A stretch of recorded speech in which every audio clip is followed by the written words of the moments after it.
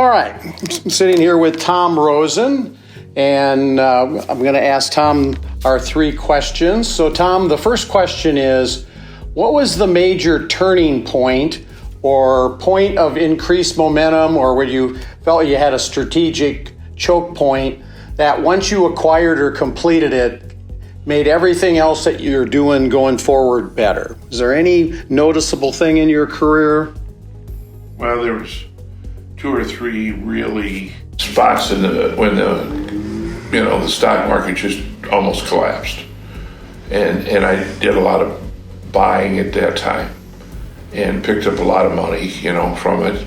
It didn't take too long for it to come out, and it was that over the next year, oil, gas, a lot of things, some tech and stuff really went up, and yeah, you just gotta kind of.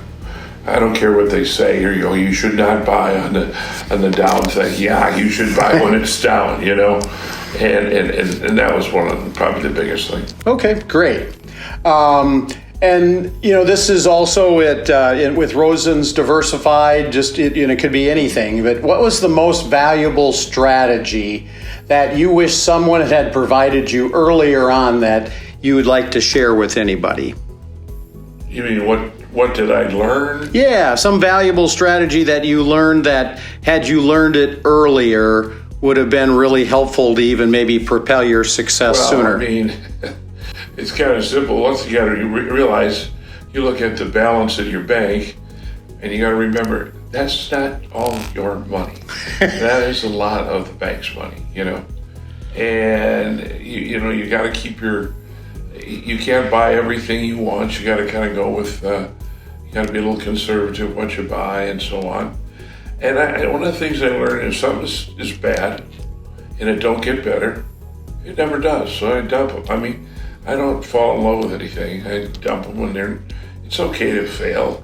But that's probably the best thing that I've learned. Okay, great. Yeah, that definitely, those are all learning episodes, aren't they? Yeah.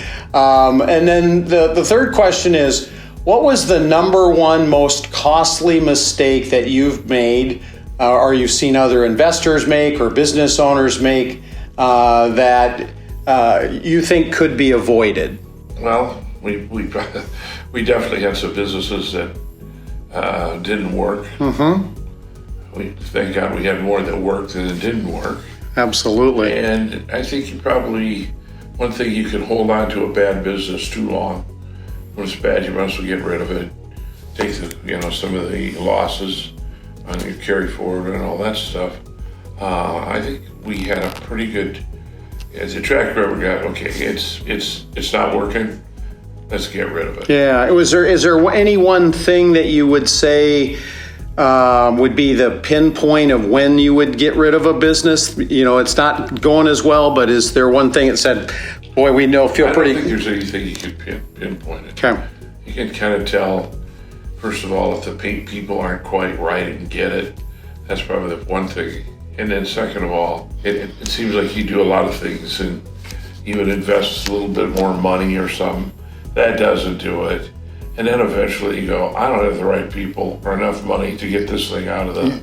Yeah, no matter how much money I throw at it, I'm not going to get it. It's just time to get rid of it. Okay.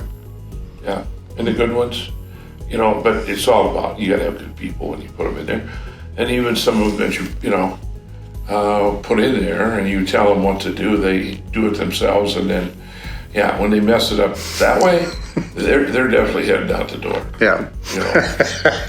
Yeah, but it is definitely the better the people you have as soon as possible, obviously going to help. Yeah. Absolutely. Okay. Well, great, Tom. Thank you.